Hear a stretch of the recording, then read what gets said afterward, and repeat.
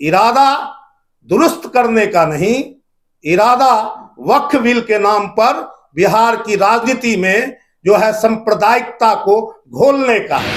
मैं तो वैसे गार्जियन लालू जी को सैल्यूट करता हूं, जिनका बेटा 9th फेल है, लेकिन वो भी चाहते हैं कि मेरा बेटा मुखिया बने। और भविष्य में क्या होगा इसकी भविष्यवाणी तो मैं नहीं कर सकता, लेकिन मुकम्मल तौर पर कहना चाहता हूं कि पटना के अंदर एक नया इतिहास बनेगा। मीडिया के साथियों, आगामी 11 अप्रैल को पटना के गांधी मैदान में बिहार बदलाव रैली जन स्वराज पार्टी के द्वारा आयोजित की गई है।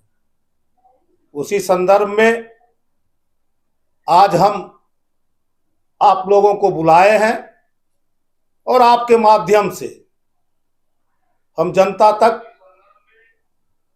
जो है ये संदेश पहुंचाना चाहते हैं कि हमारी पार्टी के नेता और कार्यकर्ता जो गत 3 वर्षों से लगातार बिहार के बदहाली, बिहार में जो सरकार है उसके जो तंत्र है जो पूरा भ्रष्टतम हो गया है, आप तमाम लोग मुझसे बेहतर जानते हैं। और बिहार आज बदलाव के लिए छटपटा रहा है, विकल्प खोज रहा है। ऐसी परिस्थिति में लगातार हमारी पार्टी बनने से पहले से ही जन स्वराज अभियान के माध्यम से गांव-गांव तक, टोले तक, शहर के हर वार्डों में पहुंच करके इस अभियान को चलाया गया। और आपको पता है 2 अक्टूबर 2024 को हमारी पार्टी की स्थापना हुई। उसके बाद लगातार हम संघर्षों में हैं। हम जनता के सवालों को, आपको पता है हमारा उद्देश्य है, हम चाहते हैं बिहार से जो पलायन होता है उसको खत्म करने के लिए। हम चाहते हैं कि बिहार में जो शिक्षा का नाम पर एक ढोंग चल रहा है उसको खत्म करने के लिए हम विश्व स्तरीय शिक्षा को लाना चाहते हैं। हम स्वास्थ्य के क्षेत्रों में और माँ बहनों के लिए उसके जो लघु उद्योग है, कुटीर उद्योग है, उनको हम स्थापित करना चाहते हैं। इन्हीं सवालों पर, और सबसे बड़ी बात है कि जो व्यवस्था सड़ गल गया है, आज बोराई हुई सरकार है। आप जानते हैं थाना से लेकर ब्लॉक तक, प्रखंड से लेकर पटना के सचिवालय तक, कोई आम आदमी, चाहे कोई भी आदमी, कितना भी सक्षम आदमी हो, बिना भ्रष्ट तरीका को अपनाए हुए उसका काम, उसका फाइल सड़कता नहीं है। इन्हीं सवालों को जब जनता विकल्प खोज रही है तो हम और हमारे साथी, हमारे नेता, हमारे सूत्रधार, हमारे प्रणेता आदरणीय प्रशांत किशोर जी ने आह्वान किया है। और हम लोग 11 अप्रैल को आह्वान करते हैं आपके माध्यम से भी, और अपने संगठन के अंदर भी हम लगातार कार्य कर रहे हैं। जगह जगह पर छोटी बड़ी बैठकें कर रहे हैं। कुछ दिनों में आपको पता चलेगा और महसूस कीजिएगा कि हम ध्वनि विस्तारक यंत्र से भी इस बात को जनता के बीच ले जाएंगे और आह्वान करेंगे। और हम जानते हैं कि आज आने वाले दिनों में जिस तरह से हमारे साथी पूरे बिहार के अंदर काम कर रहे हैं, निश्चित रूप से पटना में 11 तारीख को बोराई हुई सरकार को, भ्रष्ट सरकार को हम धमक दे सकेंगे कि जनता आ चुकी है, जनता बिहार का बदलाव के लिए तैयार है। और इसीलिए इतनी बड़ी रैली उस दिन पटना के अंदर होगा जो कभी ना हुआ था। और भविष्य में क्या होगा इसकी भविष्यवाणी तो मैं नहीं कर सकता, लेकिन मुकम्मल तौर पर कहना चाहता हूं कि पटना के अंदर एक नया इतिहास बनेगा। बिहार बदलाव के लिए तैयार है, क्योंकि बिहार आज छटपटा रहा है अपने रोजगार के लिए, पलायन रोकने के लिए, शिक्षा के लिए, चिकित्सा के लिए, रोजगार के लिए, खेत को समुचित विकास के लिए, किसान के लिए, खेत मजदूर के लिए, तमाम लोगों के अंदर एक तड़प है। आप जानते हैं 35 साल से और उसके पहले जो सरकार थी, 35 साल पहले बिहार की जनता में एक बदलाव किया, बहुत ही आशा और उम्मीद के साथ। 15 साल तक क्या हुआ उसके बारे में हमारे नेता बोलते हैं, निश्चित रूप से कुछ हुआ। फिर जो सिस्टम बना, उससे जो घुटन महसूस किया, उससे जो उत्पीड़न हुआ, उसको भी बदलने का काम बिहार की जनता ने किया। 10 साल तक, 7-8 साल तक व्यवस्था लगा, बिहार की जनता को लगा कि हमें मुकम्मिल स्थान मिल गया है, मुकम्मिल जगह मिल गया है। लेकिन आज हालात ये है कि बिहार के अंदर भ्रष्ट नौकरशाहों का राज चलता है। आप तो जानते हैं, 4 भ्रष्ट पदाधिकारी जो रिटायर हो चुके हैं, वो पूरा बिहार चला रहा है। कहने के लिए मंत्री, संतरी, जंत्री बहुत सारे हैं, लेकिन सच्चाई यह है कि भ्रष्ट नौकरशाह पूरे बिहार को चला रहा है। और इसीलिए बिहार की जनता तड़प रही है। लोग मार खा करके थाना जाते हैं, बिना पैसा दिए FIR लॉन्च नहीं होता, बिना पैसा दिए हुए इंजरी रिपोर्ट नहीं जाता, बिना पैसा दिए हुए दाखिल खारिज नहीं होता, बिना पैसा दिए हुए विद्यार्थियों का जो है निवास प्रमाण पत्र, जाति प्रमाण पत्र, आर्थिक प्रमाण पत्र कुछ भी नहीं बनता।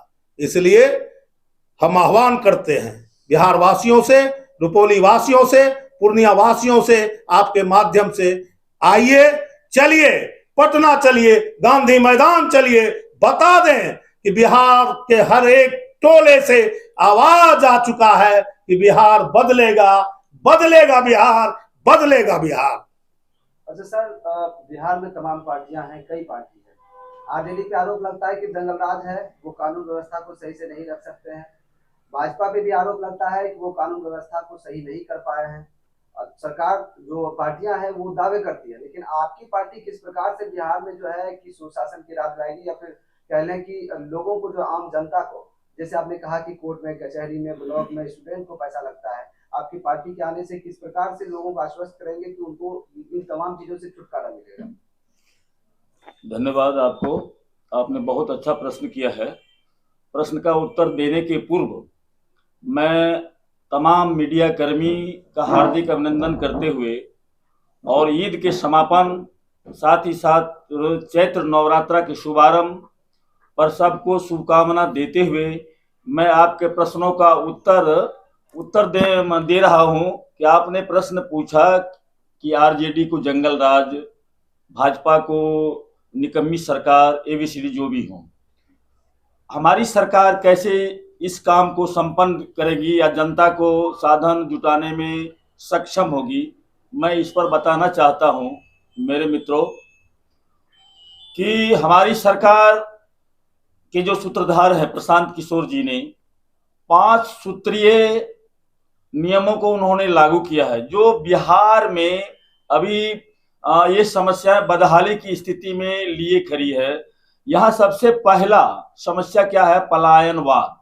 ये जो हमारे बिहार की जो ये युवा पीढ़ी है, पढ़ लिख करके विदेश क्या कहते हैं, बाहर दूसरे स्टेट में या विदेश में जाते हैं रोजगार की तलाशी में, जबकि यहाँ की धरा ने इतना उपजाऊ उनका दिमाग या युवा पीढ़ी को पैदा किया है, जो ऐसा युवा पीढ़ी हमारे किसी अन्य प्रांत में नहीं मिलता है। लेकिन ऐसे युवा पीढ़ी हर विभाग में टॉप करते हुए भी हमारे बिहारों में रोजगार की व्यवस्था नहीं, जिसके रोजगार पाने के लिए अन्य प्रांत या विदेश में जाते हैं। मित्रों, तो हमारे सूत्रधार ने कहा है, सर्वप्रथम मैं अपने युवा पीढ़ी के पलायनवाद को रोकूंगा। इसके लिए उन्होंने अनेक सूत्र दिया है। मैं इस युवा पीढ़ी को कैसे रोकूंगा? ये बिहार की जो भौगोलिक स्थिति है, यहाँ पर बहुत सारा कच्चा पदार्थ पाया जाता है, जिस कच्चे पदार्थ को लेकर अन्य प्रांत के लोग अपने अपने यहाँ फैक्ट्री स्टेब्लिश किए हैं और अपने राज्यों को उन्नत कर रहे हैं या अपना समृद्धशाली में बढ़ोतरी कर रहे हैं।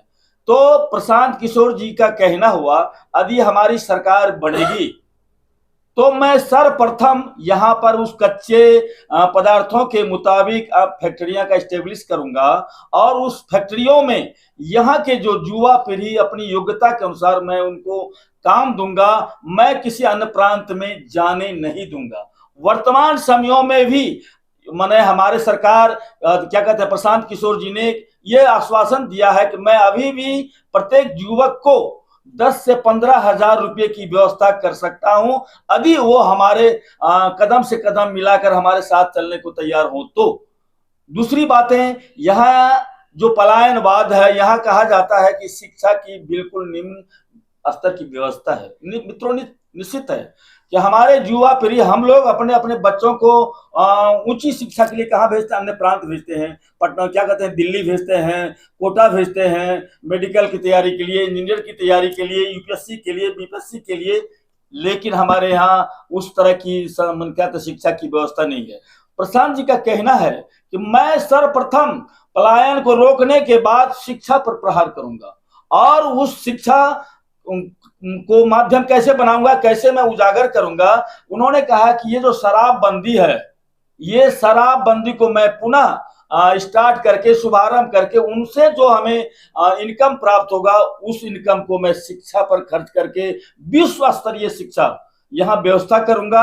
साथ ही साथ वो तकनीकी ज्ञान अर्थात टेक्नोलॉजी की शिक्षा दूंगा, ताकि हमारे युवा पीढ़ी अन्य प्रांतों में न जाकर के हमारे बिहार में अपनी रोजगार की तलाश कर रहे, रोजगार की व्यवस्था कर सके।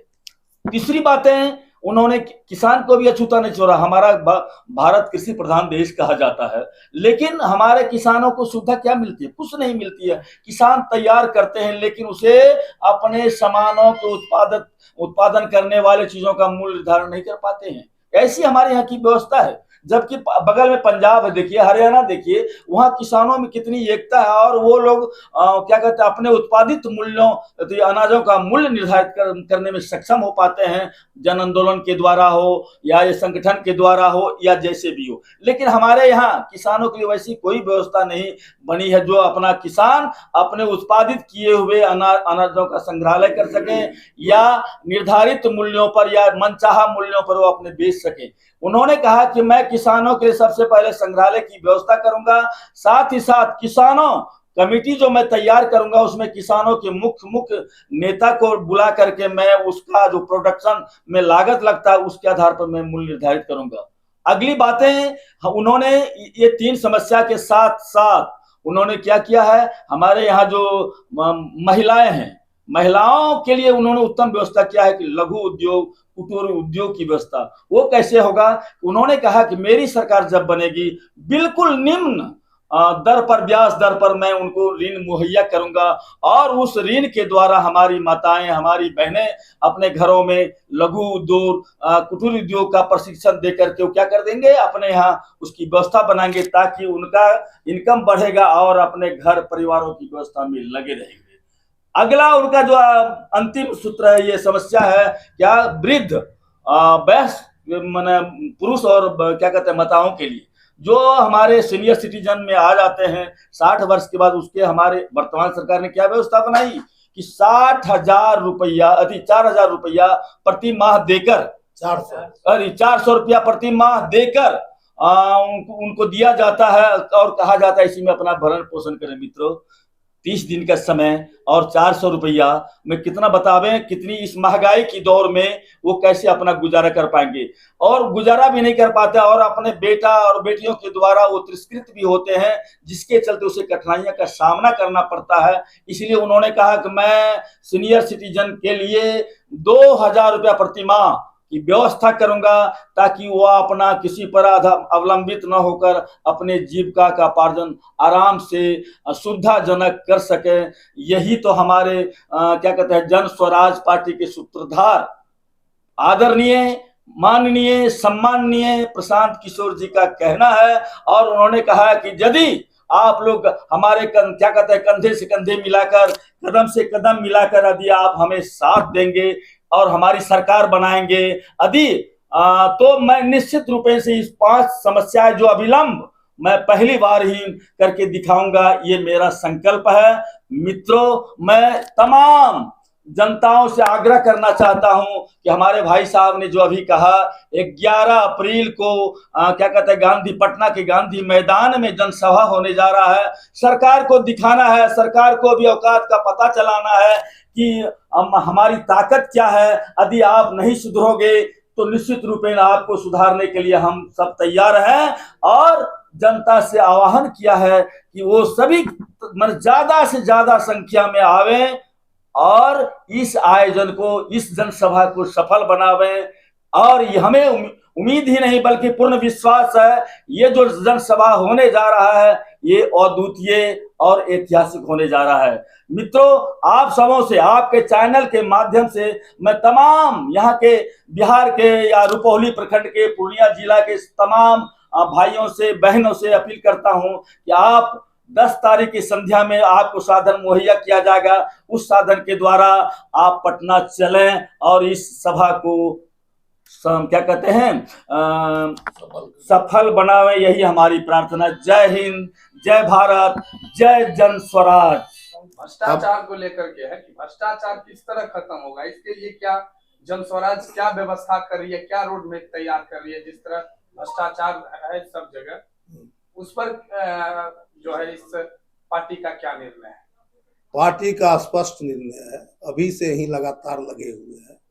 और जो आज चल रहा है कि कोई है तो है, वो सिस्टम हमारा नहीं चलेगा। न सिर्फ नौकरशाह के अंदर बल्कि हमारा पार्टी का जो संगठन होगा उसको भी हमारी अगर व्यवस्था बनेगी तो उसको हम इतना गतिशील करेंगे, क्योंकि आप जानते हैं कि 35 साल के अंदर में सामाजिक और राजनीतिक कार्यकर्ता का जो जीव होता था, एक प्रजाति होती थी, ये तमाम जो है दोनों भाइयों की सरकार ने उस प्रजाति को समाप्त कर दिया। और उसीलिए तो हम गांव-गांव में कार्यकर्ता का जखीरा खड़ा कर रहे हैं। जब सामाजिक और राजनीतिक कार्यकर्ता खत्म हो गया है, तभी तो आज भ्रष्ट नौकरशाह हम पर शासन कर रहा है। हम अपने साथियों को अभी से ट्रेंड कर रहे हैं। और ये जो रैली है ना, ये रैली भ्रष्टाचार पर चोट है। और सितंबर और अक्टूबर में सरकार को जनता वोट से चोट देगा। मैं आपके चैनल के माध्यम से ये कहना चाहूंगा, बहुत आपने माकूल क्वेश्चन हमसे किया कि वक्फ बोर्ड की क्या स्थिति है।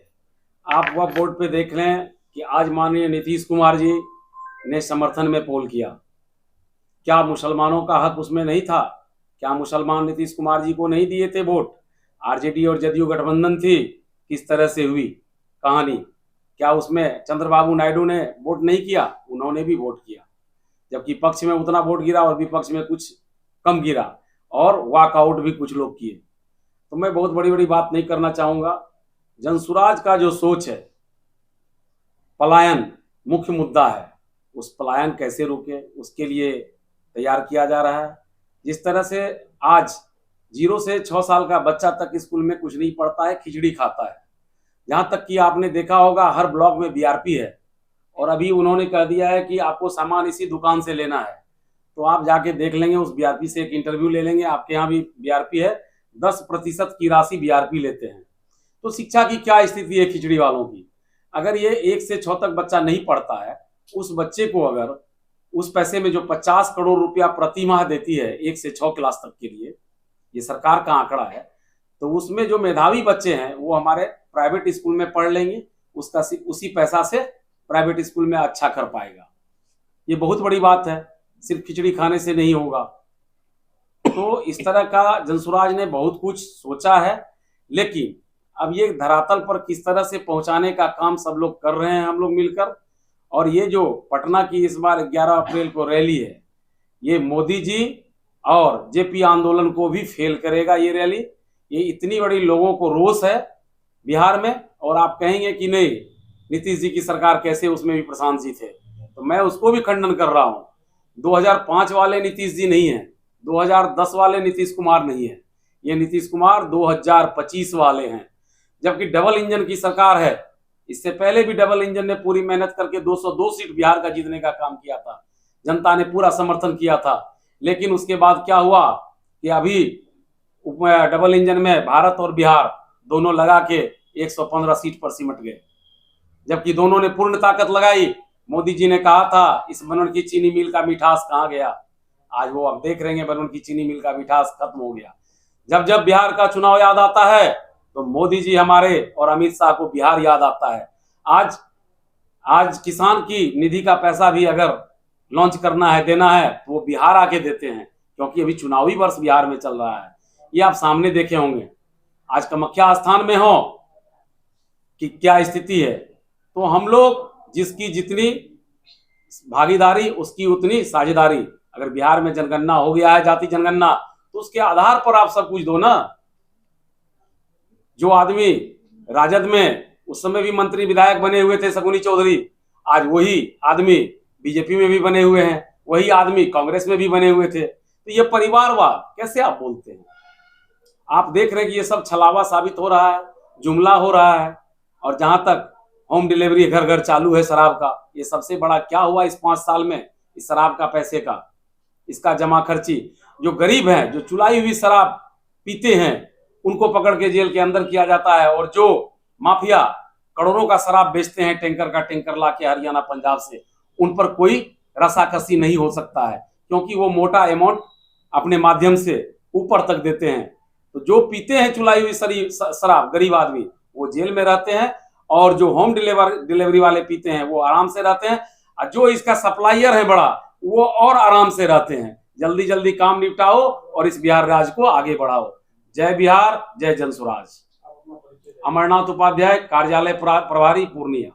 एक सवाल है, आखिरी सवाल, कि आपका जो स्लोगन है सही लोग सही सोच सामूहिक प्रयास, लेकिन एक तरफ जो है कि पूरे बिहार में पूरा प्रचार प्रसार भी कर रहे हैं, प्रशांत जी भी कर रहे हैं, लेकिन आरजेडी का एक ये आरोप होता है कि वो वोट बैंक, उनके वोट बैंक में सेंधमारी करती है। और रुपौली को लेकर के थोड़ा सा क्लियर करेंगे कि रुपौली में क्या कुछ स्थिति रहने वाली है और क्या होगा इस बार? मैं बता दूं, रुपौली ही नहीं पूरे बिहार की बात है जो राजद ने कह रहा है। राजद कह रहा है कि मां बहन योजना को मैं 2500 रुपया प्रति माह दूंगा। मैं बता रहा हूं पूरे बिहार का बजट 250 करोड़ का है, 250 करोड़ का है। और अगर 5 करोड़ हमारी महिलाएं हैं तो 2500 से उसका 130 करोड़ होता है। तो बाकी बजट ये कैसे चलाएंगे? ये तो छलावा है उनका। आज जब तक ये सरकार में थे, जब पूरे सरकार में थे, माँ पिताजी दोनों थे, मैं तो वैसे गार्जियन लालू जी को सैल्यूट करता हूं, जिनका बेटा 9th फेल है, लेकिन वो भी चाहते हैं कि मेरा बेटा मुखिया बने, मेरा बेटा ही राजा बने। तो यहाँ की जनता से मैं कहना चाहूंगा, ये कितनी बड़ी बात है कि आप अपने बच्चे के लिए नहीं सोच के, लालू जी के बच्चा जो 9th फेल है, वो भी लालू जी चाहते हैं कि मेरे रहते हुए मेरा बच्चा बिहार का मुखिया बने, बिहार का राजा बने। तो ये सोचना उन गरीबों को है जो अपने बच्चे के लिए नहीं सोच के जातिवाद पर बटकर वोट करते हैं। और इस बार रुपौली सबक सिखाएगी जनता को, जो पिछले 25 साल से आप एक सांपनाथ दूसरा नागनाथ, यही दोनों की सरकार चल रही है रुपौली में। मेरा आपने क्वेश्चन किया वक्फ बिल के बारे में, हमारी पार्टी का स्पष्ट मानना है। हमारे नेता आदरणीय प्रशांत किशोर जी मीडिया में इस बात को पूरी बेबाकी से कह चुके हैं कि हम वक्फ बिल का विरोध करते हैं। इसलिए हमारा मानना है कि हमारे पुरखों ने जो एक सिस्टम बनाया, एक व्यवस्था दिया, जो संविधान में प्रोविजन है, संविधान के मूल भावनाओं को इस तरह से तोड़ मरोड़ करके देश और समाज को तोड़ने का काम हो रहा है। इसीलिए हम वक्फ बिल का विरोध करते हैं। और उसमें जोड़ते हुए कहना चाहते हैं कि आज आप जान लें, आप बिहार के हो, पत्रकार हो, आप समझो, बिहार में भाजपा और उसके जितने उनके सहयोगी संगठन हैं, लगातार प्रयास करने के बावजूद भी बिहार में उसने सत्ता हासिल नहीं कर सका है। इसलिए आने वाला 6 महीना 7 महीना पर बिहार में चुनाव होने वाला है। और मेरा मानना है कि बिहार की जो सांप्रदायिक एकता है, सांप्रदायिक सद्भाव है, यहाँ जो गंगा जमुनी तहजीब है, उसका जो संस्कार है, कोशिश है उसको तोड़ने का, और बिहार में अपनी ताकत को स्थापित करने का, और वह उसका सबसे बड़ा हथियार वक्फ बिल ला करके और पार्लियामेंट में उसे पास करा करके आया। मैं एक व्यक्तिगत तौर से आपको कहना चाहता हूं कि वक्फ बिल आया, कानून बन रहा है, देश के अंदर विभिन्न संप्रदाय के बहुत सारे मंदिर, मस्जिद, गुरुद्वारा, गिरजाघर है, उसके भी सिस्टम है। अगर आप ईमानदार हो और आप अगर निरपेक्ष हो तो आपको सभी का रिव्यू करना चाहिए। बिहार के अंदर हम देखते हैं, हम पूरा देश की बात नहीं करते, कितने मठ मंदिर हैं, कितने और सारे संस्थान हैं, उस पर किन लोगों का कब्जा है, क्या हो रहा है, इसको भी देखने का है। इरादा दुरुस्त करने का नहीं, इरादा वक्फ बिल के नाम पर बिहार की राजनीति में जो है सांप्रदायिकता को घोलने का है। आप जानते हैं ये बिहार सहजानंद सरस्वती का बिहार है, ये बिहार डॉक्टर राजेंद्र प्रसाद का बिहार है, ये बिहार लोकनायक जयप्रकाश नारायण का बिहार है, ये बिहार जननायक कर्पूरी ठाकुर का बिहार है। बिहार हमेशा से समाजवादियों का गढ़ रहा है, वामपंथियों का गढ़ रहा है, संघर्षों का गढ़ रहा है। इसलिए यहाँ पर जो है सांप्रदायिक ताकत उतनी मजबूती से फल फूल नहीं सकता। कुछ पूछना बिहार पूछिए। में आपकी जनसुराज की लड़ाई किस पार्टी से? सीधा सा बात है, इतना प्रयास हो रहा है किसको रोकने के लिए। मैंने कहा अभी इतनी सांप्रदायिक माहौल क्यों बनाया जा रहा है बिहार के अंदर, आप देखिएगा, हमें डर है। मैं आपके माध्यम से आह्वान करना चाहता हूं बिहार के तमाम अमन पसंद लोगों को, आप पूरी आस्था के साथ अपने पर्व त्योहार को मनाएं। हम और हमारे साथी जनस्वराज के साथी आपके साथ मजबूती से खड़े हैं, किसी बहकावे में नहीं आवे। अभी चुनाव होने वाला है, सांप्रदायिक कार्ड खेला जाएगा, इसीलिए ये निश्चित रूप से हमारी सीधी लड़ाई एनडीए से है। रैली का आयोजन रखा गया है गांधी मैदान पटना में, उसके संबंध में हम लोग या तो फोन के माध्यम से या जनसंपर्क से, या उससे भी नहीं होगा तो ध्वनि यंत्र से हम लोग प्रचार प्रसार करके जितना ज्यादा से ज्यादा होगा हम लोग गांधी मैदान चलने का प्रयास करेंगे, ताकि हम अपने स्टेट के जो अभी नीतीश कुमार मुख्यमंत्री हैं उन्हें यह मालूम हो कि यह अब जो है कि बदलाव होने जा रहा है। सभी तमाम जनता से यही कहना चाहती हूँ, जो हमारा अभी आगाज चल रहा है 11 अप्रैल को गांधी मैदान में बहुत भारी संख्या में जितना ज्यादा हो सके ये जनता जाने का वहाँ कार्यक्रम ताकि सफल हो। मैं जनता से यही अपील करना चाहता हूँ कि पटना चलो भारी से भारी संख्या में, ताकि जो प्रशांत किशोर जी का मुख्य उद्देश्य है बिहार बदलाव रैली में वो सफल हो सके।